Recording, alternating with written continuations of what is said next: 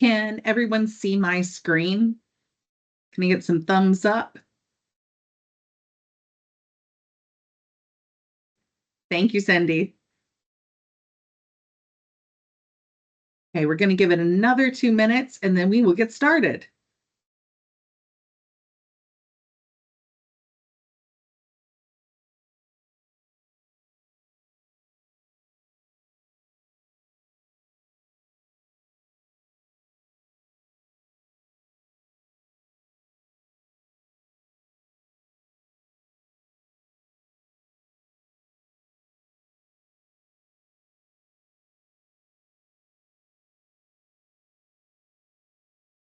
Thank you. Thank you. That's 35 signing with All right, we're getting close to 50 people joining now. Goal is 90 today. We'll see how we do. But good morning, City of Falls Church. I'm Mary Catherine Chase. If we haven't met yet, I'm Director of Communications for the city and host of our employee town halls, which are once a month on Tuesday mornings. Today, we have a great agenda of updates for you all, and with every section, each presenter will hold afterwards for some quick Q&A. Now you can ask questions by putting it in the chat or raising your hand and going verbally both directions there. You also can always follow up with our presenters after the meeting each time. We will get into the agenda a little bit. So this morning we have an update and a welcome from our city manager, Wyatt Shields, followed by our how-to section where Jenny Carroll is going to give an update on our mission, vision, values. Office of Communications team members, Maggie and Joshua, are going to give resource and explanation updates to you on all the work that is being done in branding and a website.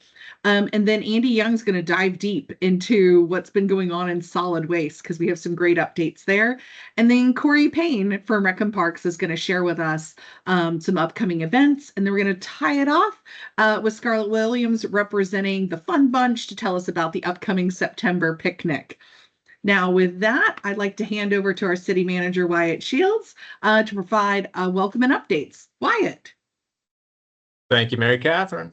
So I will welcome new employees. I'd also like to touch base on just an update on our AR for remote work and give a little bit of feedback on our next steps in that process. And then I would also like to address the paycheck delay that occurred last Friday and speak about that. So let me start with our welcomes, and very excited to have Julie Dent, who has joined the city as a public safety aide, and really looking forward to welcoming her into that important role. Deontay Gore is joining the city as a maintenance worker. Tahir Benabdi is joining us as a principal engineer. I know the entire Public Works engineering team is very excited to have him on board. We've had a couple of key hires in our DPW engineering team recently. And David Nguyen, our CIP project manager. So welcome to our new employees. We also have some promotions we want to celebrate. Tristan Trees was promoted to maintenance worker 2, so congratulations to Tristan. And DeAndre Morrison was promoted to sergeant, so a big congratulations to both of them.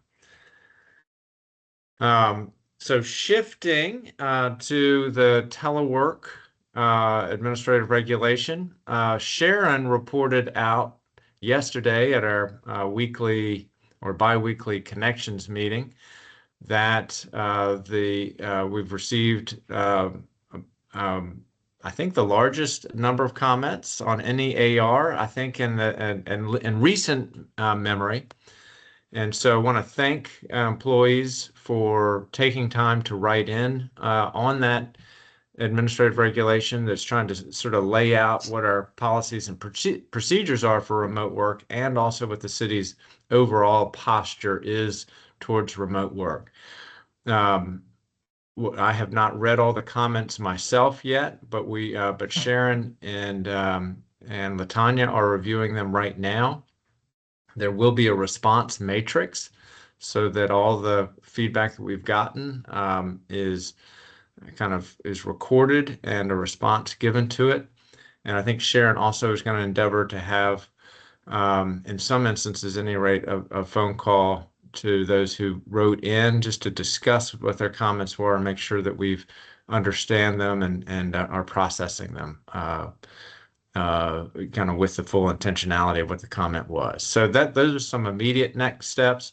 I think once we've processed that feedback, I will sit down with HR just to review kind of what their recommendations are and any changes to the text that we'll make in response to the feedback. So that's an update on that. And again, big thank you for everybody who's weighed in on that. And then lastly, the paycheck delay of last Friday. So a couple of things I want employees to be aware of. I think as everyone is aware, on Friday, the posting of our paychecks was delayed. Normally, our paychecks are automatically deposited in employees' bank accounts by no later than 8 a.m. on payday on every second Friday. Last Friday, the paychecks were deposited in our bank accounts in the afternoon. This is a very unusual occurrence. In the past 20 years, I don't recall any instance when the paychecks had a similar delay. And we all count on the reliability of the timing of the paycheck. So this was a big deal for us. Any delay has potentially serious consequences for many of us. So since Friday, I've discussed with staff in detail what the normal process is for payroll issuance and how it was delayed this time. And the reason for the delay was simple human error. And the finance staff have been very forthright about that, and I appreciate that. Typically, the payroll batch is sent to the bank for processing on Wednesday afternoon by close of business. Frequently, there is an error or a question, or employees have not completed their time entry. In such cases, the batch is sent on Thursday, or in some instances, the whole batch will be sent. And if there's an error in it, the payroll staff, and they haven't been able to get it rectified, they will simply do what the last pay check was and then get it reconciled later so that the whole batch isn't delayed. What is a fact about our payroll process is that it is complex. It is a multi-step process, and it requires human intervention. It requires our city staff to do a lot of work to make sure it's correct and sort of manual work to make sure it goes off successfully. There is an automated process of creating a task list for every payroll process. And on this occasion, a particular task was missed. Notifications were sent, and those notifications also were missed. And so it really was a human error, and it's a very rare occurrence that happens. We do want to assess it and see what we can learn from this incident. And some of the things we're considering is whether there should be some additional automation of some of these steps, or if additional and wider notifications should be made if a step is missed so that a payroll process is not delayed. One thing that we all can do more immediately is just to kind of reemphasize the human dimension to payroll processing. We all have a role that we play in it with our own time entry and all of our supervisors making sure that they've approved payroll on time. The deadline for all departments to get payroll into finance and have it be fully approved through the Munis system is by close of business on Monday. When that doesn't happen, it puts pressure on the payroll staff, and that is where, and kind of under that pressure, the errors can be made. So it's just so important that all of us hit our deadlines on payroll processing. So to summarize, just a couple of key points. The paycheck delay was about 6 to 8 hours for employees last Friday. The reason for the error was human error on city staff. It wasn't a problem with the bank or other outside folks. It was an internal staff situation. There was no breach of city systems. That we have no reason to believe that any employee data is at risk or was at risk on Friday. And then lastly, if any employees did incur any penalties or late fees due to the delay in last week's pay processing, please contact finance with documentation, and the city will cover those penalties or those fees. So Mary Catherine, I'll stop there and be happy to answer any questions. Great. Thank you, Wyatt. As a reminder, everyone, you can put your comments and questions into the chat, or you can also raise your hand to ask your question live. And we'll hold just a beat since Wyatt did cover so much.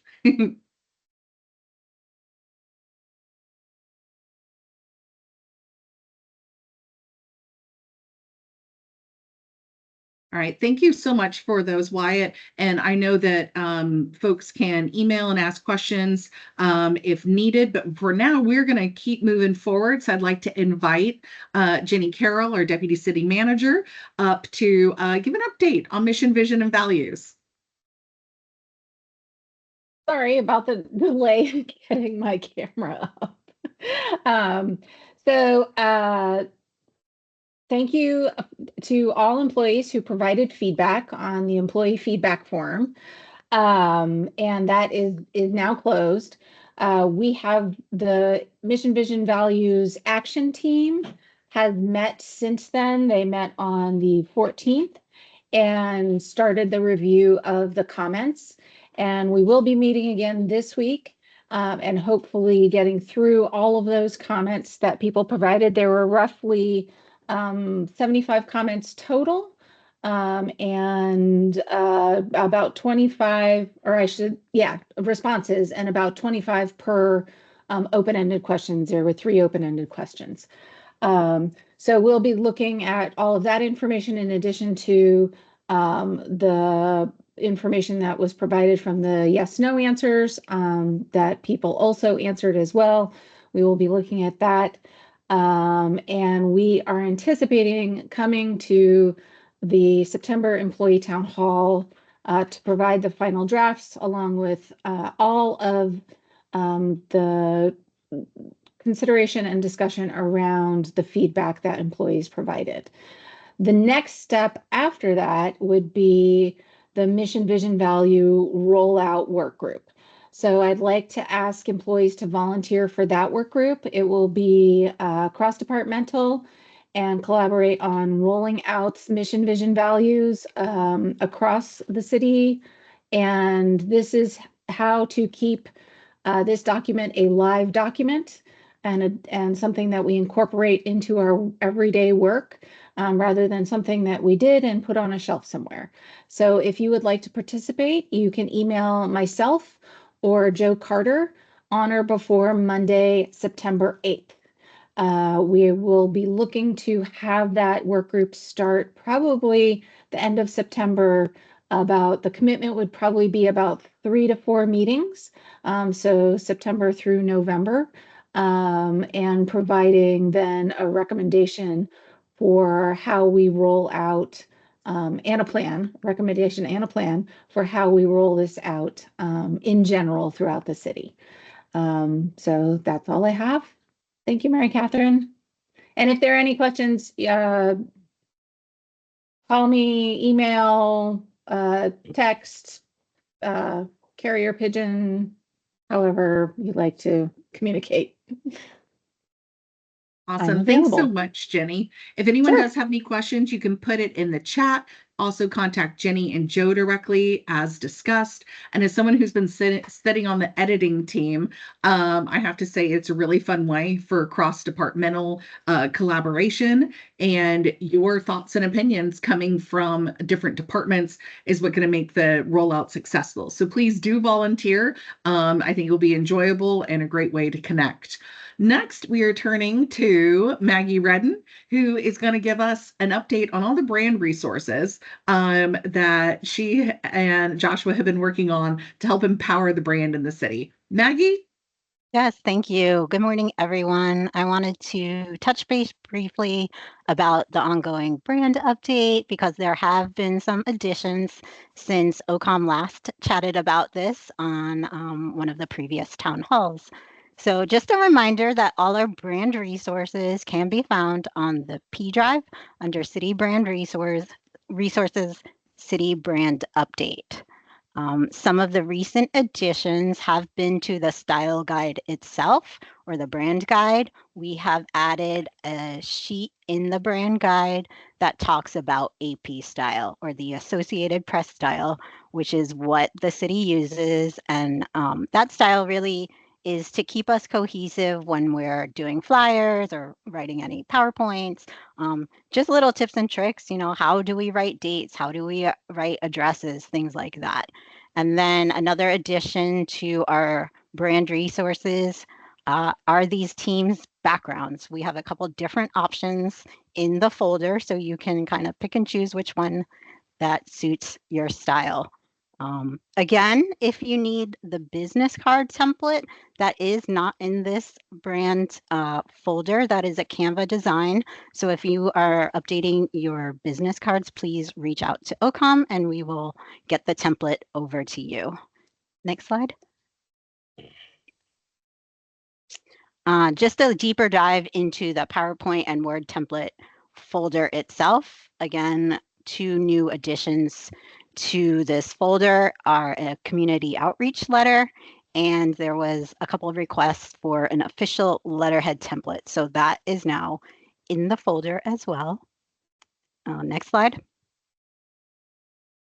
And then, like Joshua and I had done a couple months ago when we were first rolling out the new brand, we are going to do another brand refresher for anyone that is interested on Wednesday, August 27th at 10 a.m. via Teams. And I will send the calendar invite after this meeting. And as always, if you have any brand questions, have some feedback, or need a different template that's not already in the folder, please reach out to OCOM at fallschurchva.gov, and we would be happy to help you. Thank you so much, Maggie. Does anyone have any questions for Maggie before we change to our next topic? Waiting to see if anything comes in. In the meantime, I will say that one of the reasons that we are rolling out all of these updates is it has been a while. And some of the templates that are out across the city features old brand assets that are not accessible to all parties or are out of date. So if you're using older things, we would love for you to sunset those and start using these new resources.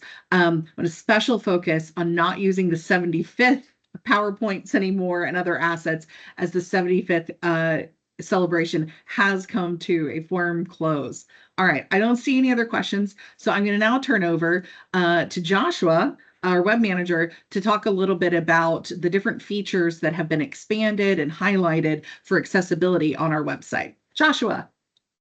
Thank you, Mary Catherine. Hello, everybody. Good morning. So accessibility matters in our city streets, our facilities, and in our digital spaces. At the City of Falls Church, we're committed to making our website as inclusive and user-friendly as possible. And that means providing tools that help everyone access the information that they need in the way that works best for them. On this slide, you're going to see the homepage of the website. We're all very familiar with that. In the bottom left corner, I put an arrow. You'll see a purple personalization options button. So featuring kind of like a person on it. This is a very powerful tool, and it lets you customize your browsing experience to suit your accessibility needs. Next slide, please. So here's it open. So with just a few clicks, you can adjust the font type, the font size, the text spacing, the cursor size, the color contrast. You can highlight elements. You can disable the styles on the website, making it almost look like a Word document.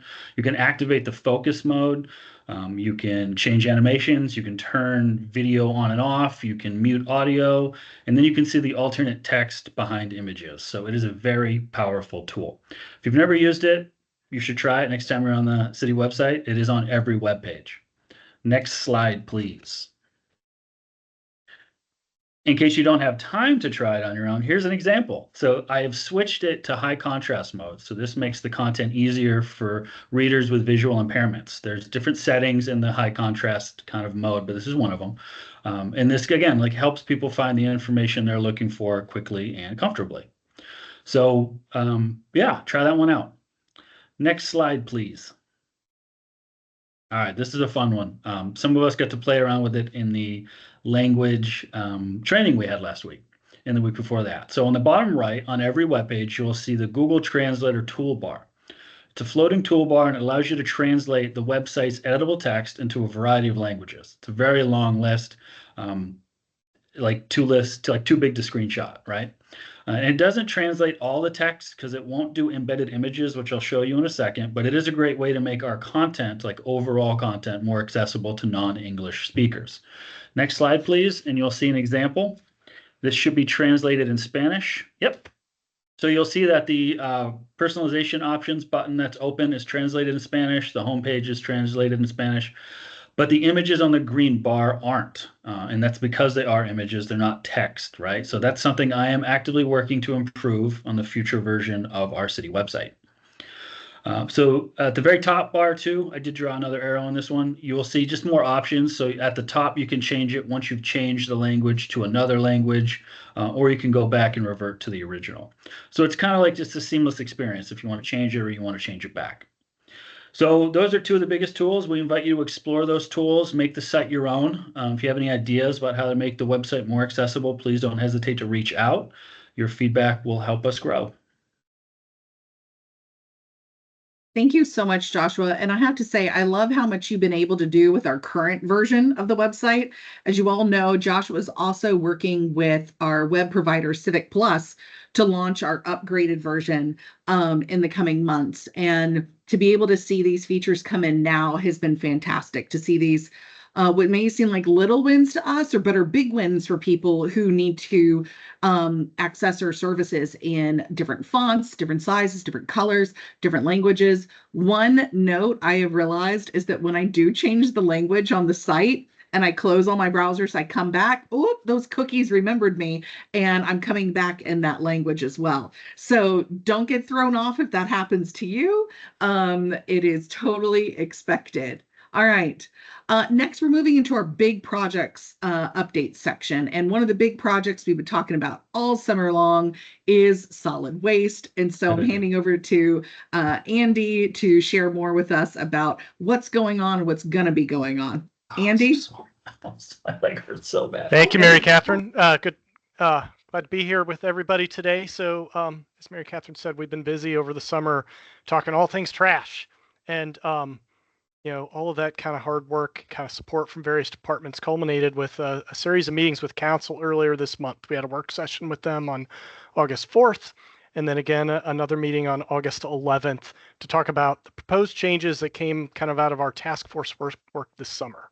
So I wanted to take a minute today to kind of share with you all what those task force changes are and kind of where we think things are going. So the things we've talked about with council are implementing a 2-tier fee based on the size of everybody's trash cart. So for those of you who live in the city or kind of familiar today, right, there's folks either have a 65-gallon cart or a 35-gallon cart. And so what we wanted to do was kind of allocate costs for those different carts based on kind of the fixed expense of going around and picking it up, and then the expense of kind of hauling the weight of the trash away kind of on a weekly basis. And so we've come up with a couple different fees. We talked with council at the last meeting about maybe providing a bigger difference between the fees for 35 and 65-gallon carts to encourage people to throw away less.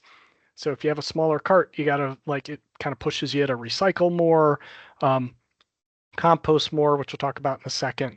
And so we're headed towards I think a 2-tiered fee kind of for solid waste customers in the city.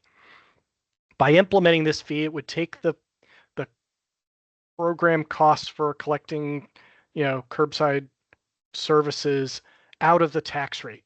So by implementing a fee, the other thing that would happen kind of simultaneously is we would implement a tax rate reduction for the real estate taxes in the city. So in addition to the fee, we've talked about rolling out what we're calling a new organics cart, and that cart would be used for both yard waste and food waste. So yard waste gets collected for our customers today. People, you know, you see the brown bags on the sidewalk with the yellow stickers or bundles of sticks and other yard debris. Well, now they would get a cart to be able to put those things in on a weekly basis. And in addition to the yard waste, we would roll in kind of the composting services for food waste. And so we have a number, I think we have 500 or 600 customers in the city today that use a program from a company called Compost Crew. So we would phase that program out and people would put their food compost waste into this new organics cart. It's a new cart, so there'll be an option for kind of customers to opt out of not having the cart. So we're working through a process for that. And then, but the idea of this is to reduce the waste stream and encourage kind of, less stuff to go to the refuse or trash cart, right? And basically recycle kind of organics as a result. The third thing, we've talked about is we'll implement kind of a program for elderly or disabled low income relief. We have a program similar in place already for our real estate tax program, and so we would kind of bolt into that, and provide kind of solid waste fee relief for some of our customers that need it.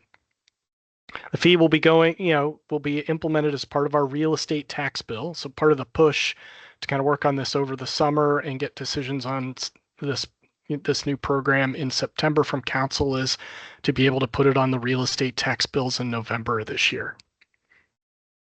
So as we go forward, we're going to need a strong communications campaign kind of throughout the rest of the fiscal year to let everybody know about the changes both to the bills that they get and the fees they're going to be paying, as well as this new organics cart that'll involve a number of changes for folks.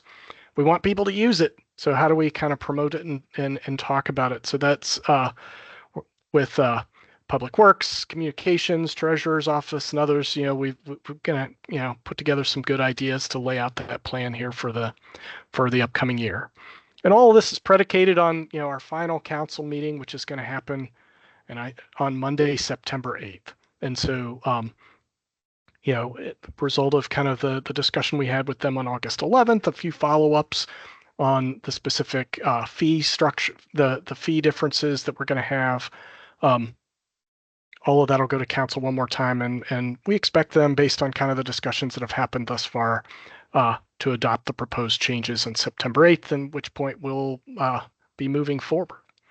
So ran through a lot of things. It's a lot of different details of this, but hopefully that gives you a flavor of some of the changes that will be coming to the city's solid waste program this fall and next spring of 2026. So happy to take any questions anybody has. Thank you so much, Andy. Do we have any questions? I feel like there could be so many, or people feel very satisfied, because I think you gave a really good summary of a lot of things there, Andy. It's been a lot of content throughout this summer. Anybody have a question? All right. I am not seeing any. Well, everybody, you know where you can find Andy and Lonnie and the OCOM team as we start to work on communications. Really appreciate you doing this breakdown today, Andy. We're going to just keep moving along in our content today. All right. We're headed over into events, which means that first up is Corey Payne. Corey, share with us what's coming up for the city. Hello, let me unmute myself. That'd be helpful. Welcome. Sorry, my Wi-Fi is doing something special. So bear with me. All right, but we're gonna hop right in. So Sunset Cinemas, sponsored by Raising Cane's, are coming this Friday, the first one. Again, we've got these monthly movies happening August, September, October. So we have the first one kicking off. The movie starts at 7:45. We're watching Despicable Me 4. That movie starts at 7:45, but new this year, we do have food trucks on site. We're gonna have chili dogs, nachos, ice cream truck's gonna be there. They also do smoothies. Should be an excellent time. Those start selling at 6:45. I can still squeeze in any previews, any information you want to include. Go ahead and shoot me an email. I can still squeeze y'all in if you got something you really, really, really want to share. But yeah, it should be an excellent time. A great way to celebrate back to school, or at the end of the first week of going back to school, or just a week in general. But then our next films will come September 19th and October 17th. October 17th, we're watching Shrek. September 19th, we are watching Moana 2. So don't miss it. It should be great times. But the next event on everyone's minds, as it's getting closer. If you go to the next slide for me, please. Thank you. Falls Church Festival, 49th year, big year. Next year's bigger, but big year is coming September 13th. We are going, again, that full day, all day, 10 a.m. to 4 p.m. As of right now, we've got 12 restaurants, 2 breweries. You can taste your way through all sorts of cuisines, eats, treats, brews, off the clock, whatever sparks joy. We're also going to have tons of crafters, vendors, civic groups, merchants selling their wares, selling their things. Lots to shop, peruse. And again, we've always got that beer garden and live music on that main stage, as well as those kids' activities on our children's stage. We've got our free children's craft tent, rides and inflatables. Those are for a little bit of an extra cost, but if you got a little, I'm sure they'll love to do the spinny things. But employee volunteers are wanted. I appreciate anyone who's already reached out, but anyone who's willing to volunteer at least 2 hours during the day, please shoot me an email. I'd greatly appreciate it. We will make sure you are fed and watered. And we'll also get you a Falls Church Festival t-shirt. I greatly appreciate anyone and everyone's help, especially in the afternoon when we get busy. But just shoot me an email if you're interested. Awesome. Thank you so much, Corey. Does anyone have any questions about Sunset Cinema or about the Falls Church Festival? All right. Looks like you covered everything for now. Well, you all know where to go for questions. Corey's got you. Hope you do volunteer. It is a really fun day. I heard it's even fun in the rain. All right, we're going to tie off this month's town hall with an overview of an upcoming event hosted by our amazing fun bunch, and Scarlett's going to take us through this one. Scarlett. Good afternoon, everyone. Save the best for last, right? Because this celebrates all employees' hard work throughout the day or the year. Everyone should have received an email from the Fun Bunch on July 21st about our employee picnics scheduled for September 19th from 12 to 3. This occurs in Cherry Hill Park. We will have it catered by Full Belly Catering, who provided the food last year. So there'll be lots of options, including vegetarian or non-meat options for those who aren't able to have that. Just a heads up that employees it's highly encouraged. I wouldn't say that it's required, but it is highly encouraged for all employees to come out and enjoy this event. It's a great opportunity to meet new employees and mingle with old employees. It is open to immediate family members and retirees, so you get to meet a lot of new people as well as family members. It's a really fun time. Offices that can close will close from 12 to 3 that day. Employees who work days extend beyond the 3 p.m. Time are expected to return to work that day unless you make alternative plans with your supervisor. Those who don't attend the picnic are required to continue to work their daily hour or your set hours and responsibilities. We do have a dessert contest with this. I think Maria was last year's winner, so congrats, Maria. We'll see if she can retain the title. But if you are interested in participating in that contest or would like to be one of the taste testers for that contest, please use the link below, fallschurchva.gov/dessert to sign up to participate, but we hope to see everyone there. Again, the invite was sent out from Fun Bunch on July 21st, so we encourage you to at least click tentative if you're not sure, but it would be helpful for us to know how many people to expect. One more thing, OCOM will make sure that there is wording or messages out there that the building will remain open to the public because it's the first day of voting, and public safety office has to remain open. So OCOM will relay that message that the building will be open and offices that need to remain open will be open, but we do still encourage everyone to come out and enjoy a fun afternoon. Thank you so much, Scarlett. And I appreciate you adding that shout out for OCOM. So messaging does go out internally in the building and then also out to the public about closed offices. So if your team has not had this conversation yet, team leaders, please go ahead and make plans. We will be messaging out at least a week in advance. And I also enjoy this little challenge to Maria to see if she can stay the queen of cooking. I don't think I'm going to beat her. Did you all have that cupcake last year? Life-changing, absolutely life-changing.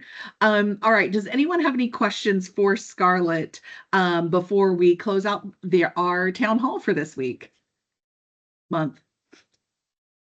No? Okay. We all know where to go for questions. And I have to say, as a new employee last year, I had the best time at the picnic. And so I just want to close with just a big thank you to the Fun Bunch and everyone who makes those events possible. They're just really wonderful and I enjoyed it so much. So thank you all. Everyone, have a great rest of your today. Maggie will be emailing out this content to you all. It's always saved on the P drive in communications, then town hall, then saved by the title of the month and the year. If your colleagues couldn't join them, to tell them what you missed and make sure that they're checking these things out so that they have all the announcements from the city. All right. Thank you, everyone. Have a good Tuesday. Bye-bye.